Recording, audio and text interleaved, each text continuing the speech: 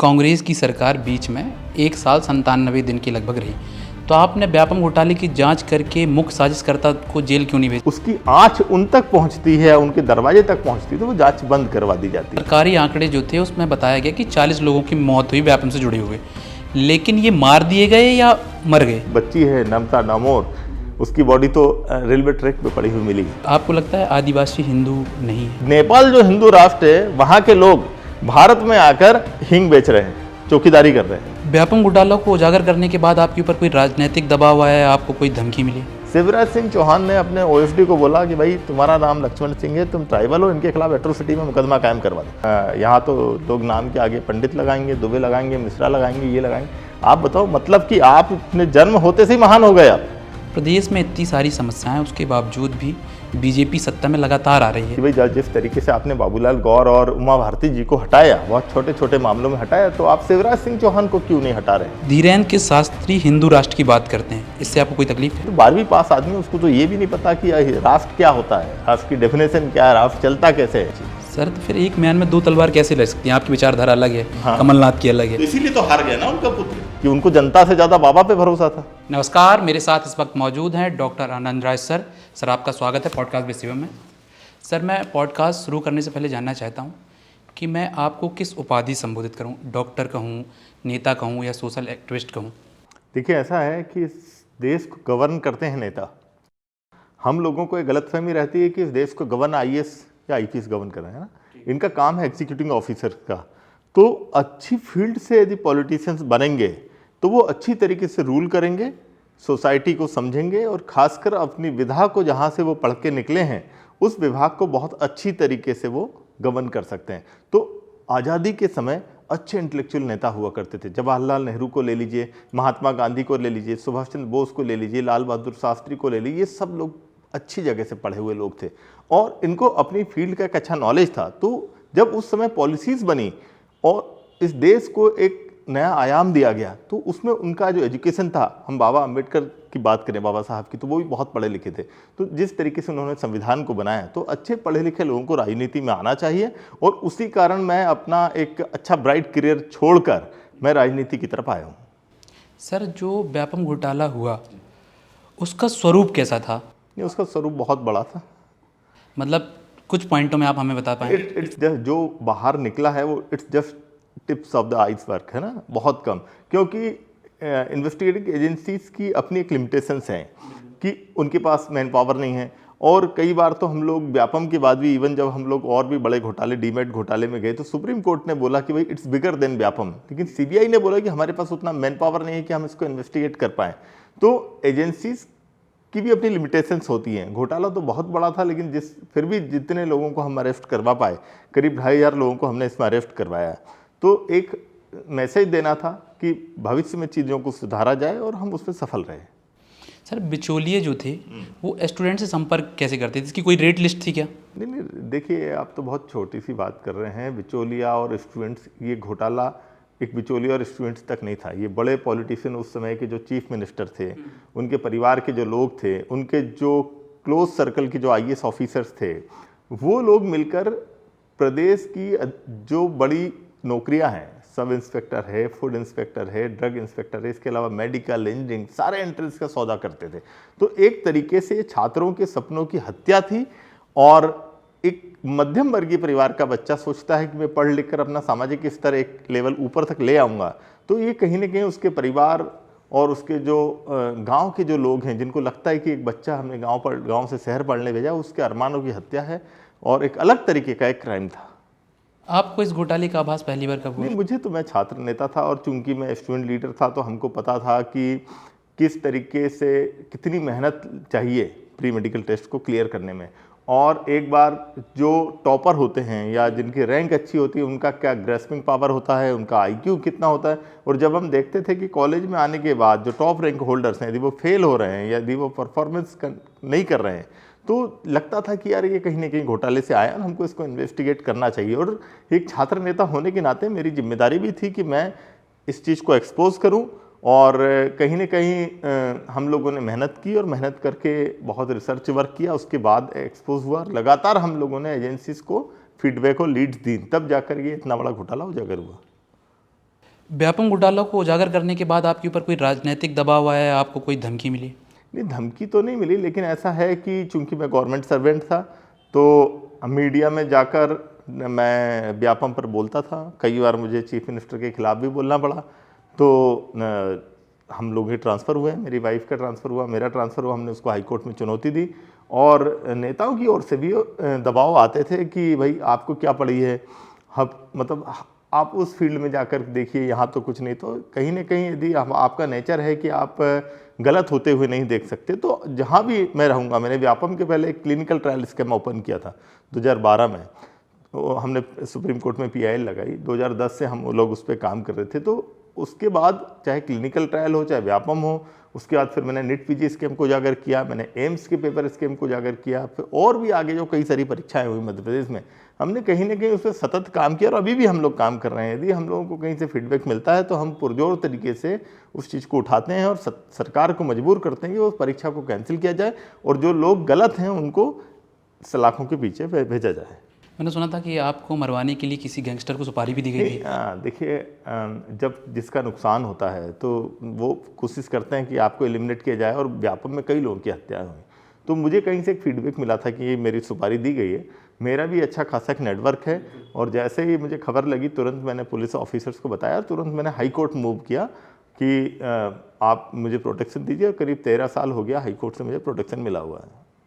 क्या व्यापम घोटाले की जांच मुख्य साजिशकर्ता तक कभी पहुंची या बड़े नामों का आना देखिए, बाकी? जो बड़े नेता होते हैं, है ना, चाहे प्राइम मिनिस्टर हो या चीफ मिनिस्टर हो, प्राइम मिनिस्टर चाहेंगे तो CBI जांच करेगी, चीफ मिनिस्टर चाहेगा तो STF या स्टेट एजेंसी जांच करेगी। और जब उसकी आँच उन तक पहुंचती है, उनके दरवाजे तक पहुंचती है, तो वो जांच बंद करवा दी जाती है।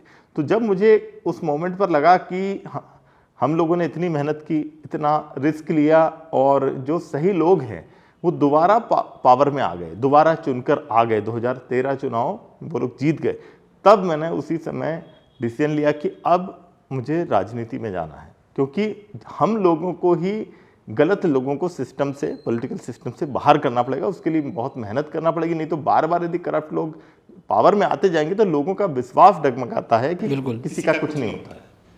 सरकारी आंकड़े जो थे उसमें बताया गया कि 40 लोगों की मौत हुई व्यापम से जुड़े हुए, लेकिन ये मार दिए गए या मर गए? देखिए, तो जांच का विषय है, लेकिन यदि किसी एक घोटाले से जुड़े हुए लोग यंग एज में अलग अलग डेथ हो जाते हैं, अलग अलग उसमें यंग एज में, मतलब कोई 20 साल का, 22 साल का, तो इतने सारे लोग एक साथ यदि मर रहे हैं तो वो जांच का विषय है। और हम लोगों ने आशंका जताई थी, क्योंकि एक बच्ची है नम्रता डामोर, उसकी बॉडी तो रेलवे ट्रैक पे पड़ी हुई मिली और एक्सीडेंट हुए कई लोगों के और कुछ सुसाइड बताया गया। तो कहीं ना कहीं यदि एक घोटाले से जुड़े 40-45 लोग यदि एलिमिनेट होते हैं तो मर्डर की आशंका तो है।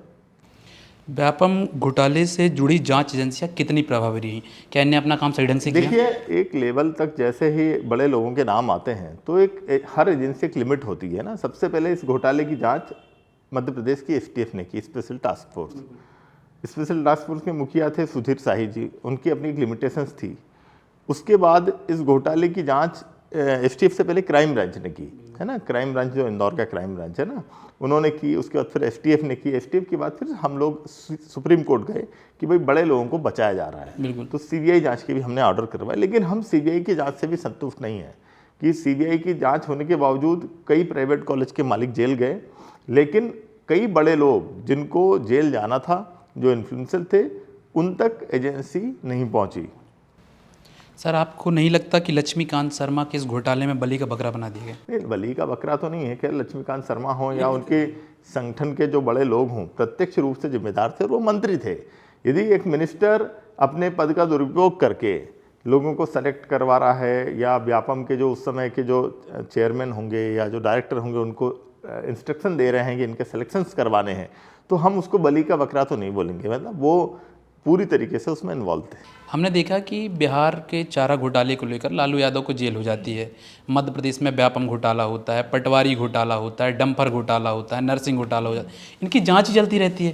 देखिए, आपको भी पता है कि डंपर घोटाला किसने किया ना। उनके पास 2500 डंपर हैं और दुनिया ने देखा है ना। और उस क्षेत्र में एक कहावत है कि खरीदो डंपर कमाओ बम्पर। तो नर्मदा नदी की जो इस प्रदेश की लाइफलाइन है, उसका पूरा रिवर बेड को ख़त्म कर दिया गया, पूरी रेत उलीच ली गई और कई बड़े घोटाले हुए। लेकिन आप देखिए कि होता क्या है कि एजेंसीज भी उन्हीं के हाथ में है। तो जांच एजेंसी, जब एसपी को आप अपॉइंट करोगे, कलेक्टर को आप अपॉइंट करोगे, तो न्याय कैसे मिलेगा? न्याय के लिए एक सिविल सोसाइटी चाहिए और एक प्रेशर ग्रुप चाहिए। तो हमारी कोशिश थी कि एक प्रेशर ग्रुप खड़ा किया जाए मध्य प्रदेश के अंदर, जो दबाव बनाए। उसमें कुछ लोग मीडिया के हों, कुछ पॉलिटिशियंस हों, कुछ अच्छे लोग हों, कुछ जजेस हों, रिटायर्ड जजेस। तो कैसे भी करके एक दबाव समूह बनाया जाए जो कि एजेंसीज को मैक्सिमम वो जितना कर सकती हैं इन्वेस्टिगेट, वहाँ तक लाया जाए। आप कांग्रेस की सरकार बीच में 1 साल 97 दिन की लगभग रही, तो आपने व्यापम घोटाले की जांच करके मुख्य साजिशकर्ता को जेल क्यों नहीं भेजा? नहीं, देखिए, जांच उस समय सीबीआई कर रही थी, कांग्रेस के अधीन नहीं थी। कांग्रेस की सरकार राज्य में आई थी, तो चूंकि जांच सीबीआई कर रही थी उस समय, तो वो मोदी जी के अधीन थी सीबीआई। यहाँ पर राज्य सरकार के हाथ में कुछ नहीं था। जांच राज्य सरकार से लेकर केंद्र की एजेंसी को जा चुकी थी। मैंने सुना आप आरएसएस में भी थे। मैं था आरएसएस में। तो क्यों छोड़ा आपने आरएसएस? नहीं, वो डिप्लोमेटिक हैं, वो कहते कुछ हैं करते कुछ हैं। और मुझे तो लगा था कि देशभक्ति संगठन है, यदि हम जानकारी देंगे करप्ट लोगों की तो उनको पावर से हटाया जाएगा। और मैंने बोला कि भाई, जिस तरीके से आपने बाबूलाल गौर और उमा भारती जी को हटाया, बहुत छोटे छोटे मामलों में हटाया, तो आप शिवराज सिंह चौहान को क्यों नहीं हटा रहे हैं? तो 1 साल तक टालमटोली की गई। और जब मुझे लगा कि ये संगठन कहता कुछ है करता कुछ है, या संगठन पे गलत लोगों का कब्जा हो गया है, तो उस समय गलत हो सकता है, गलत लोगों का कब्जा। और हमने बहुत प्रयास किए कि शिवराज सिंह चौहान को हम हटा पाएं, लेकिन हम लोग नहीं हटा पाए। जब हमको लगा कि इस संगठन में या तो शिवराज रहेगा या हम रहेंगे, तो एक करप्ट आदमी के संगठन के साथ या उसकी पार्टी के साथ तो मैं नहीं खड़ा हो सकता था, तो मैंने वो संगठन छोड़ दिया। और उन लोगों ने भी हमसे बातचीत करना, चूंकि हम सतत अटैक कर रहे थे उन पर मीडिया के माध्यम से, तो उन लोगों को भी लगा। और उसमें सुरेश सोनी का भी नाम आया था, उसमें सुदर्शन जी के सहायक है मिहिर बिहारी, जो उनके पीए थे, उनका भी नाम आया था, और संघ से जुड़े कई लोगों के नाम आए थे। तो फिर कहीं ना कहीं एक लगा हमको कि ये कथनी और करनी में अंतर है। कांग्रेस के कई बड़े छोटे बड़े नेताओं ने बीजेपी ज्वाइन कर ली और आपने उल्टा किया, आपने कांग्रेस ज्वाइन कर ली, क्यों? देखिए, कई लोग होते हैं जो कंफर्ट जोन में रहना चाहते हैं, वो ईज में रहते हैं, मतलब कि आसान धारा के साथ चलना बहुत आसान है। तो जो मरी मछलियां हैं वो धारा के साथ चलती हैं, और जो जिंदा मछलियां वो धारा के विपरीत चलती हैं। तो मतलब कहीं ना कहीं हमारा जमीर जिंदा है ना, तो जिसका जमीर जिंदा होता है वो कम से कम करप्ट लोगों के साथ तो खड़ा नहीं हो सकता। तो इसीलिए चाहे एडवर्स सिचुएशंस हो, 18 साल 20 साल से हम लोग लड़ रहे हैं ना, मेरी नौकरी भी चली गई, तो हम लोग लेकिन सतत कंसिस्टेंटली करप्ट लोगों के खिलाफ फाइट कर रहे हैं। आपने नरोत्तम मिश्रा का स्टिंग ऑपरेशन भी किया था, तो आपको उन्होंने क्या कहा उसमें? क्या मुझे बीजेपी एक्चुअली अमित शाह जी के यहाँ से बुलाया गया था। नरोत्तम मिश्रा जी तो एक मीडिएटर थे, और इसके पहले मैंने शिवराज सिंह चौहान का भी स्टिंग किया था। बिल्कुल।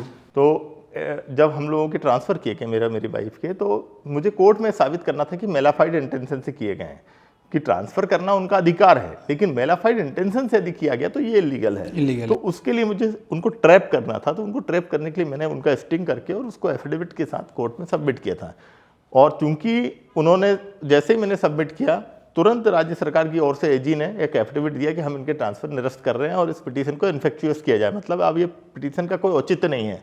और इसी तरीके से जब नरोत्तम मिश्रा जी का स्टिंग किया, तो मेरा उद्देश्य बस इतना था, ये बताना कि मध्य प्रदेश की जनता वोट देकर एक सरकार चुन रही है, और ये लोग विधायक को ही खरीद के जनता के जनमत की इंसल्ट कर रहे हैं, अपमान कर रहे हैं। जनता ने यदि किसी को जनमत दिया है तो उसको 5 साल काम करने दीजिए। और आप यदि पैसों से 25-50 करोड़ से यदि आप विधायक खरीद, तो पहले मुझे ऑफर था कि आपके संपर्क के जो विधायक हैं उनको आप हमारे पास लाइए, हम आपको बदले में इतना पैसा देंगे, पावर देंगे। लेकिन मैंने उल्टा उनका स्टिंग किया, स्टिंग करके उसको एक्सपोज किया, और बाद में सिंधिया जी ने अपने 22 विधायक लेके गए और सरकार गिराई।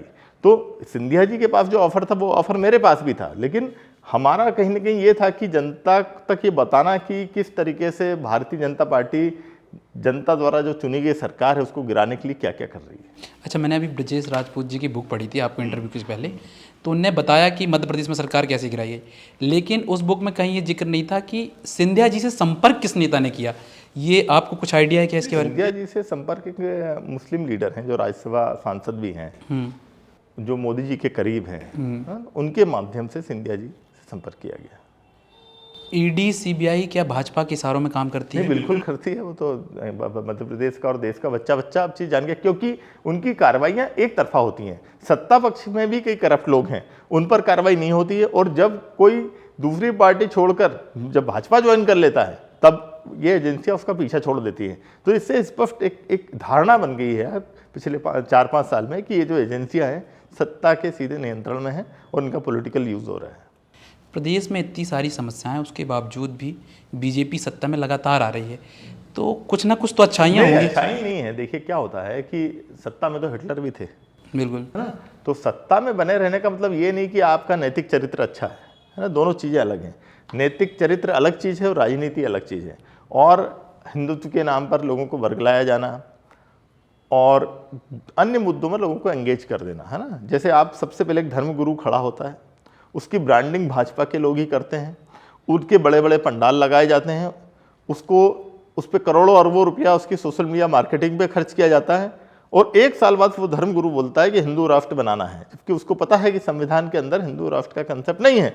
और नेपाल जो हिंदू राष्ट्र है, वहाँ के लोग भारत में आकर हींग बेच रहे हैं, चौकीदारी कर रहे हैं, बिल्कुल 4000 रुपये में, है ना। तो हिंदू राष्ट्र हर चीज़ का सलूशन नहीं है। तो लेकिन कहीं ना कहीं धर्म के नाम पर लोगों को बरगलाया जा रहा है, हर चीज़ में हिंदू मुस्लिम किया जा रहा है, और युवा कहीं मुझे ऐसा लगता है कि उनके बहकावे में आया है। और बूथ पर जिस तरीके से एक मैनेजमेंट करना चाहिए, हो सकता है विपक्षी पार्टियां नहीं कर पा रही हैं, लेकिन कई लोग अच्छा कर रहे हैं।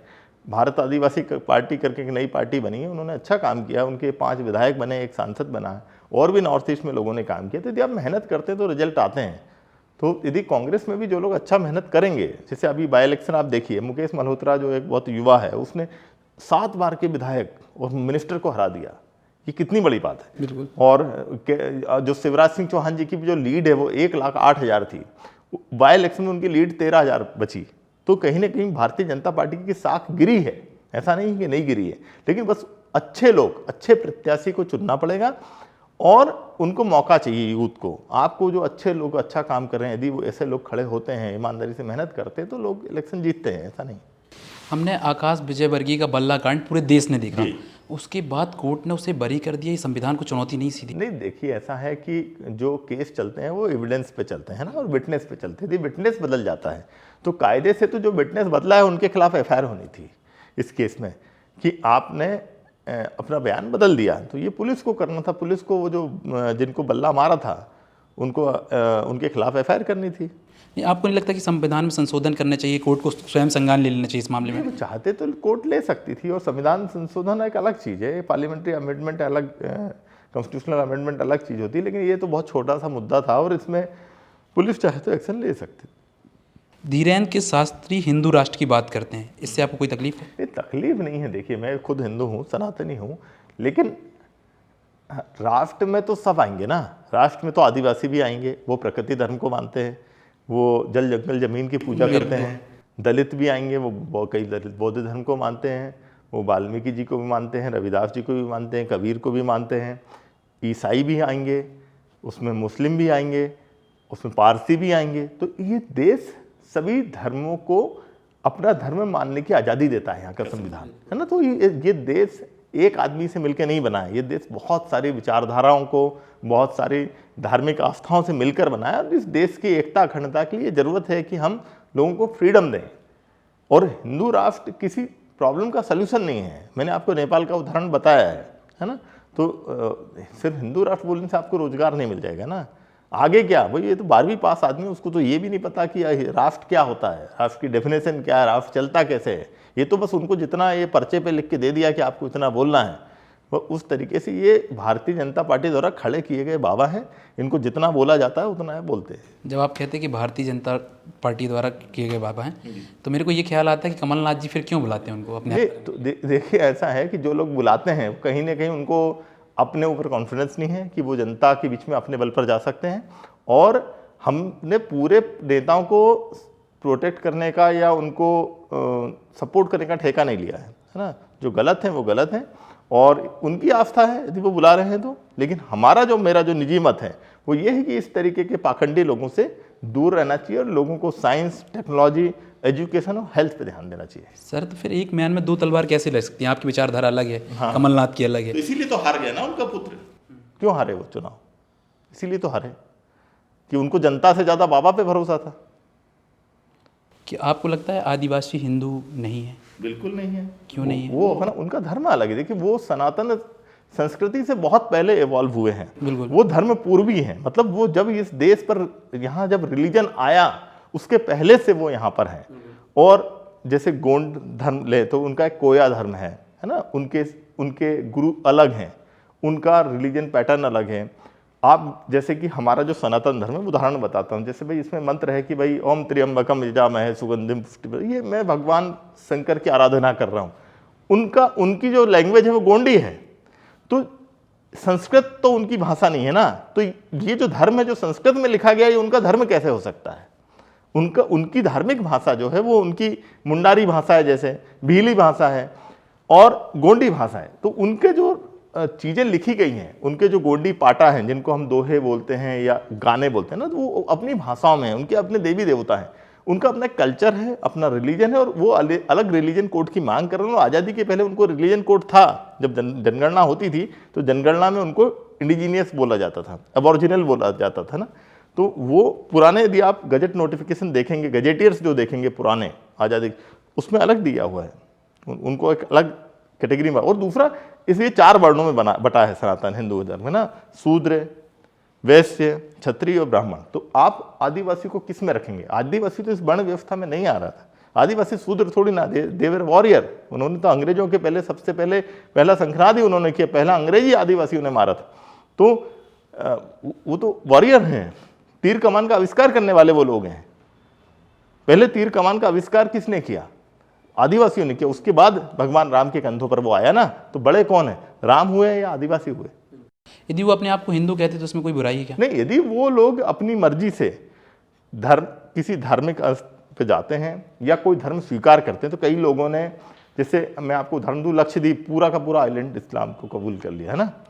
उसके बाद फिर कई ट्राइब्स ने क्रिश्चियनिटी अपना ली। उसी तरीके से कई ट्राइब्स हिंदू धर्म अपना रहे हैं, तो हमारा उनसे कोई नहीं है। आप स्वतंत्र हो, आप चाहो तो अपने धर्म, मूल धर्म में रहो, या आप जो धर्म आपको अच्छा लग रहा है उसमें, लेकिन एक फ्रीडम होनी चाहिए। आप किसी को ये नहीं बोल सकते नहीं तुम तो जबरदस्ती बोलोगे, नहीं बोलो तुम हिंदू हो, ये नहीं होना चाहिए। मुझे नहीं लगता मैंने तो अभी मतलब कोई ऐसी, मतलब यदि धीरेन्द्र शास्त्री को छोड़ दिया जाए, मैंने ये देखा है कि ईसाइयों में ज़्यादा कन्वर्जन कर रहे हैं लोग। ये आपको बहुत कम पता है ना, आपको क्षेत्रों में जाना पड़ेगा। जैन भी अपने लोगों को कन्वर्ट करते, कई आदिवासी जैन भी बन रहे हैं, कई दलित बौद्ध बन रहे हैं, बाबा साहब अम्बेडकर बौद्ध बने, है ना। और पूरा श्रीलंका, जापान बौद्ध है ना। तो भाई कुछ तो कर रहे होंगे ना लोग। भाई यदि वो कुछ लोग ईसाई बन रहे हैं, तो कई लोग हमारे जैसे, हम जैसे संगठन में काम करते हैं, हमने कई ईसाई लोग को प्रकृति धर्म में वापस लाए, उनका कल्चर, उनको दोबारा हम कल्चर, उनकी घर वापसी करवाई है। तो जो आदिवासी है वो प्रकृति को पूजक है और वो प्रकृति की पूजा करता है, उसकी संस्कृति अलग है, तो हम उनकी संस्कृति में हम उनको वापस ला रहे हैं। मेरा मानना है कि हिंदू होना गलत नहीं, कट्टर हिंदू होना, जहाँ कट्टरता हो जाए। हिंदू होना भी गलत नहीं, मैं हिंदू हूँ ना।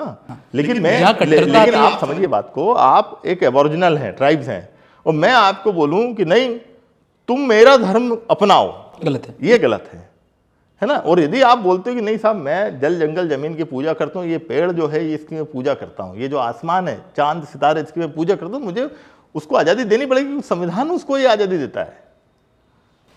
कमलेश्वर डोडियार और हीरालाल अलावा को चुनाव जिताने में आपका महत्वपूर्ण योगदान था, इसमें कितनी सच्चाई है? नहीं, योगदान संगठन का है, और हम जय संगठन से 3 विधायक हैं अभी। मोंटू सोलंकी हैं सेंधवा से, कमलेश्वर डोडियार हैं सेलाना से, हीरालाल अलावा मनावर से। तो जो जय संगठन है वो आदिवासियों के बीच में काम कर रहा है, और खासकर पढ़े लिखे युवा उससे जुड़े हैं, और संगठन के बदौलत ये लोग आज विधायक हैं।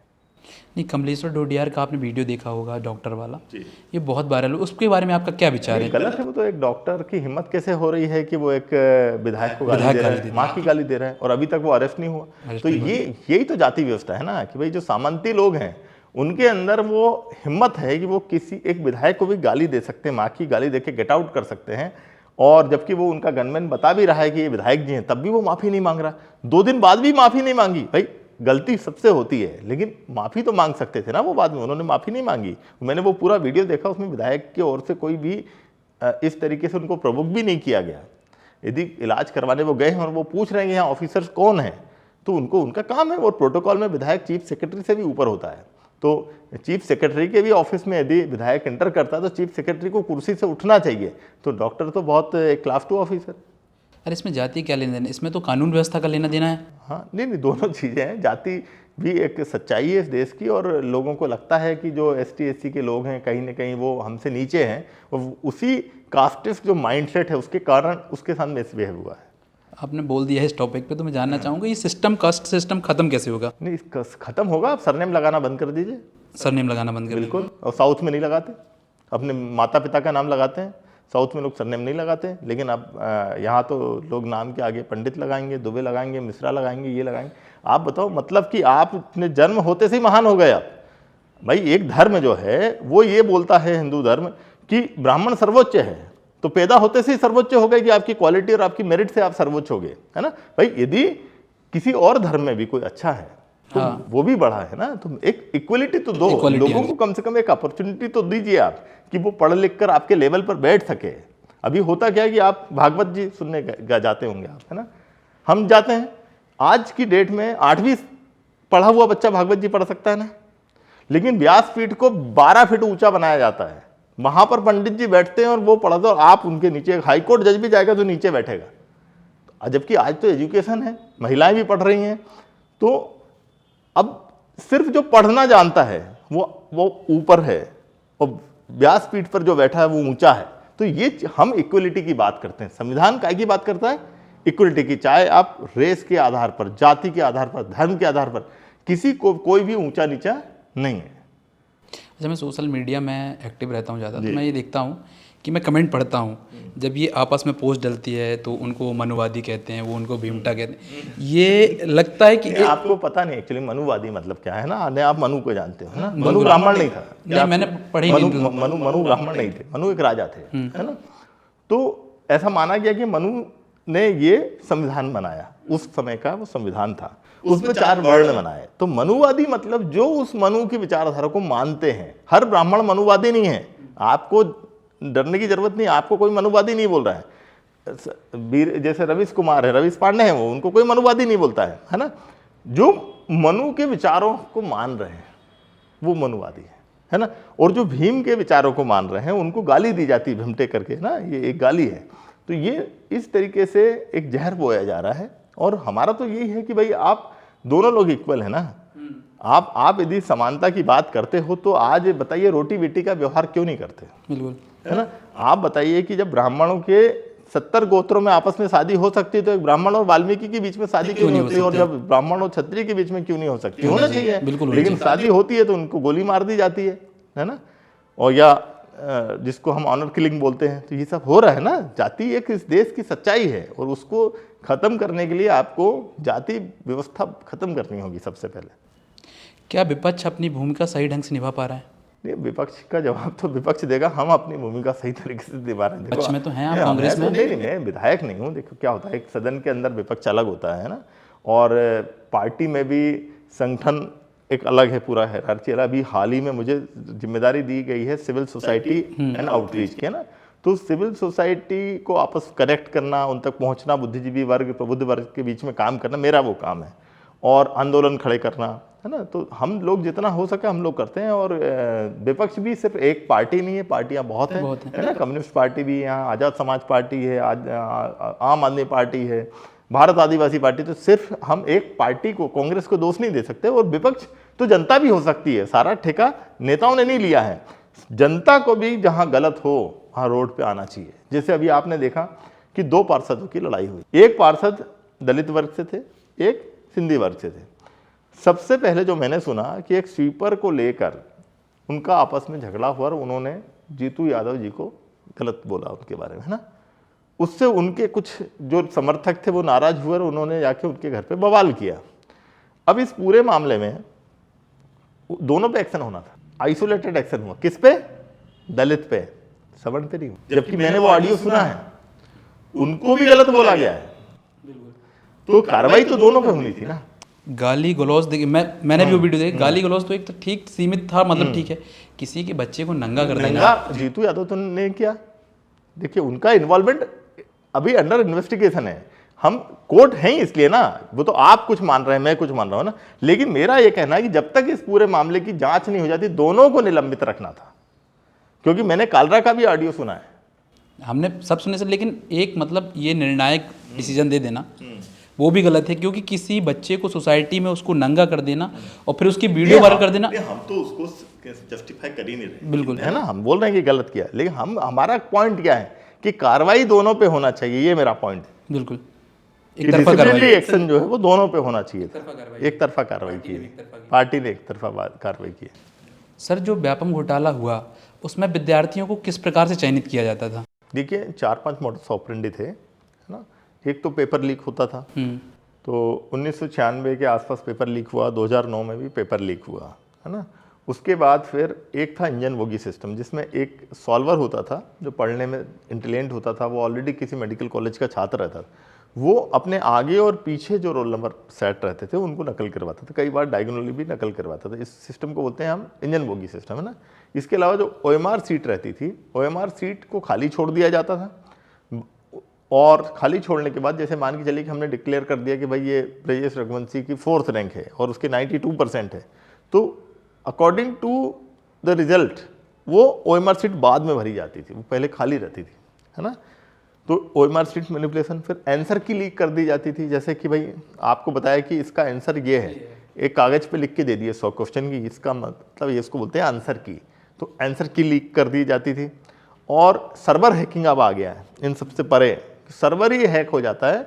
आप कंप्यूटर बेस्ड जो टेस्ट है उसमें यदि सर्वर हैक है या एक पर्टिकुलर सॉफ्टवेयर उसके अंदर इंस्टॉल है, तो वो स्क्रीनशॉट लेता है, स्क्रीनशॉट लेने के बाद वो जहाँ पर सॉल्वर बैठे होते हैं अदर सिटी में, वहाँ सारे स्क्रीनशॉट मेल होते हैं, वहाँ से उसकी आंसर की बनती है, आंसर की का एक वॉइस मैसेज बनता है, और वो वॉइस मैसेज यहाँ तक पहुँचता है एग्ज़ाम सेंटर तक, और उसको सुन कर लोग सॉल्व करते हैं। तो इस तरीके का भी हमने एक्सपोज किया 2016 में NEET PG का, और एम्स में भी एक बार एक इसी तरीके से हुआ था, जिसमें आंसर की इस तरीके से जो हुई थी उसका यूज़ करके पेपर को रीड किया गया था। तो ये सब अभी इस तरीके से चीज़ें चल रही हैं।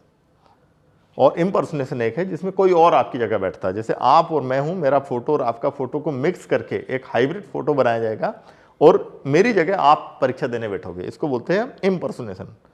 तो ये कुछ 5-7 चीज़ें जिससे कि इस पूरी एग्ज़ाम को रिग्ड किया जाता है। आपकी हमने सुना नौकरी भी मतलब जो हाँ चलेगी नौकरी, नहीं नौकरी तो मैं चूँकि मेरे ऊपर एक झूठा केस लगाया शिवराज सिंह के OSD ने, और मैंने जो टीचर एलिजिबिलिटी टेस्ट का पेपर है उस आउट हुआ, उसको मैंने सोशल मीडिया पर रखा कि पेपर आउट हो गया। गोविंद राजपूत जो मंत्री हैं उनके कॉलेज से पेपर लीक हुआ, हमने बोला कि इसकी CBI जांच की जाए। ये पेपर लक्ष्मण सिंह के मोबाइल तक कैसे पहुंचा, क्योंकि जो स्क्रीनशॉट थे उसमें लक्ष्मण सिंह लिखा हुआ था।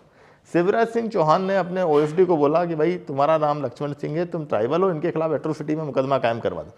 तो this is the critical case कि एट्रोसिटी एक्ट का मिसयूज कैसे किया जाता है अपने पॉलिटिकल अपोनेंट्स को दबाने के लिए। पहले मेरे पे झूठी FIR हुई, फिर जब हम एंटीसिपेटरी बेल के लिए गए तो हमारे सामने सॉलिसिटर जनरल को खड़ा किया गया कि आप बेल का विरोध करिए, जैसे मैं कोई टेररिस्ट हूँ, है ना। और उसके बाद जब हम सुप्रीम कोर्ट गया मैं दिल्ली, तो उसके लिए मुझे 1 दिन का अवकाश चाहिए था, तो मैंने मेडिकल सर्टिफिकेट लगा के गया। तो बोला गया कि आप मेडिकल बोर्ड के सामने उपस्थित होइए, और चूंकि दिल्ली में था, मेडिकल बोर्ड के सामने उपस्थित, तो सिर्फ 1 दिन के एब्सेंट के मुद्दे पर मुझे टर्मिनेट किया गया। तो इस तरीके से झूठे मुकदमे लगाकर कैसे अपने अपोनेंट को दबाया जाए, नी डाउन किया जाए, RSS उसमें माहिर है। और एक फौज का आदमी जो नेवी का आदमी है, वो डेपुटेशन पे OSD बनने के बाद पॉलिटिकल काम कर रहा है, भाजपा के लिए वोट मांगता है। आपको पूछना चाहिए प्रश्न भारतीय जनता पार्टी से कि क्या कोई फौजी आदमी, क्या कोई डिफेंस का आदमी राजनीतिक काम कर सकते हैं? मेरे पास वीडियो है भाजपा का वोट मांगते हुए, भाजपा के पोडियम पे खड़े होकर वोट मांगते, खुलेआम RSS के लिए काम करते हैं। ये हमने जीवन में कभी नहीं देखा कि कोई फौज का आदमी पॉलिटिकल काम कर रहा है। अच्छा, अभी हमने देखा बहुत सारे मामले आए, बजरंग दल एक संगठन है, वो गौ हत्या के नाम पर मतलब हुड़दंगई कर रहे हैं, किसी को ही मार दे रहे हैं, किसी को भी, क्या इन पे अंकुश नहीं लगाया जाएगा? अंकुश तो होना चाहिए, लेकिन सरकारों का भी काम है कि यदि कहीं इलीगल ट्रैफिकिंग हो रही है ना, कहीं गोवंश कहीं जा रहा है गलत तरीके से कटने, तो उसको रोकने के लिए बजरंग दल जैसे संगठन को आना ही क्यों पड़ रहा है? बिल्कुल, क्योंकि कहीं ना कहीं पुलिस नहीं कर पा रही है सब काम, है ना। तो यदि गोवंश जा रहा है कटने के लिए तो ये भी गलत है। गाय हमारी माता है, हिंदू धर्म में आस्था का प्रतीक है, और वो नहीं कटना चाहिए। तो किसी के भी सेंटिमेंट से यदि हर्ट होंगे तो वो एक अच्छी बात नहीं है। और मेरी जो निजी राय तो ये है कि गाय को राष्ट्रीय पशु का दर्जा दे दिया जाए। जैसे अभी टाइगर है ना, भाई टाइगर को आपने राष्ट्रीय पशु का दर्जा दे दिया, मोर को आपने राष्ट्रीय पक्षी का दर्जा दे दी, तो उनको मारना अपराध है, 5 साल की सजा है। तो जब आप गाय को राष्ट्रीय पशु का दर्जा दे दोगे तो अपने आप गाय कटना बंद हो जाएगी। अरे सर, राष्ट्रीय पशु का दर्जा तो दे दोगे गाँव को, लेकिन मांस निर्यात में टॉप पे बैठा है भारत, बीफ निर्यात तो उसके लिए तो सरकारों को करना चाहिए ना। सरकारें अपने रोजगार के लिए या अपना रेवेन्यू के लिए गाय के मांस पर निर्भर है। ये जो मोदी जी की सरकार है या योगी जी की जो सरकार है, इसके लिए सबसे बड़ा विरोधाभास ही ये है कि हिंदुत्व पर जो सरकारें आई, हिंदुत्व की नाव पे बैठकर, वही गाय की जो गौकसी है उसको प्रमोट कर रहे हैं। और जो इंस्ट्रूमेंट्स हैं जिनसे गाय काटी जाती है, उन पर सुना मैंने इम्पोर्ट ड्यूटी भी घटा दी है ना, ये भी मैंने कहीं पढ़ा था। तो ये अपने आप में विरोधाभासी, कॉन्ट्राडिक्टरी, और लोगों को मिसगाइड किया जाता है धर्म के नाम पर। जबकि हकीकत में आप खुद देख लीजिए कि गौकसी में उत्तर प्रदेश में कितने कत्ले खाने हैं। टॉप पे है, यूपी टॉप पे है। और मुझे तो टॉप 10 भी पता है कौन कौन है। और वो सब लोग चंदा देते हैं पार्टी को, और इलेक्टोरल बॉन्ड से चंदा दिया है भारतीय जनता पार्टी को। हाँ, उसकी भी लिस्ट आई थी। उसकी भी लिस्ट आई थी। तो आप उनसे चंदा भी ले रहे हैं, तो ये तो गलत है। और भी पार्टी को ले रही तो गलत है। और कहीं यदि किसी एनिमल से किसी भी धर्म की भावनाएं जुड़ी हों तो उसकी हत्या नहीं होनी चाहिए। मैं इसकी गारंटी नहीं लेता। जो आखिरी प्रश्न है मेरा, कि मैंने विकिपीडिया में पढ़ा कि पूर्व मुख्यमंत्री शिवराज सिंह चौहान ने व्यापम घोटाले को दबाने के लिए एक फर्जी इनकाउंटर करा दिया। नहीं, ये तो मेरी जानकारी में नहीं है। मैंने विकिपीडिया में पढ़ा, इसलिए मैं ये मेरी जानकारी में ऐसा नहीं है, और मैं उससे सहमत नहीं हूँ। बिल्कुल सर, थैंक यू।